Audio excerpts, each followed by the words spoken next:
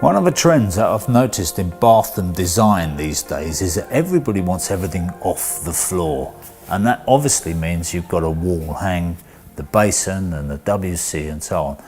Now, for me and a lot of other installers, that presents a challenge because often you're fixing to plasterboard walls, you're fixing to insubstantial bits of stolaging, making things up. It's never very satisfactory. Now, this basin and this furniture is not lightweight, and if you're putting that onto plasterboard fixings, you're never 100% confident.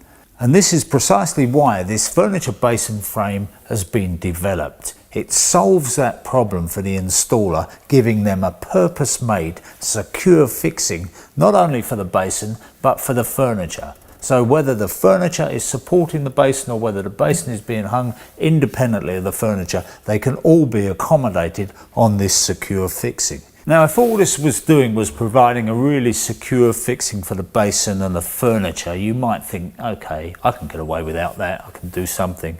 But have a look at this, because I think this is the thing that really sells it. You have adjustable supplies here, isolating valves, which can be adapted to any size tails you want. They've got bushes to adapt, and they can be moved in and out, up and down.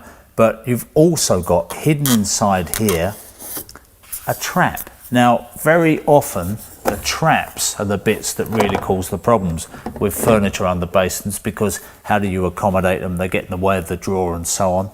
But this trap is hidden away inside the wall, and you can plumb it up, you can adjust it up or down to suit the basin waist, and it's got an adapter at the bottom that will take you to 1.5 inches waist, which I think is a great idea. You can do that, or of course you can go down to 1.25 inches. And all that can be plumbed in, fully tested, and left for the tiler to come in and do his bit, and you don't need to worry about fitting the basin and the furniture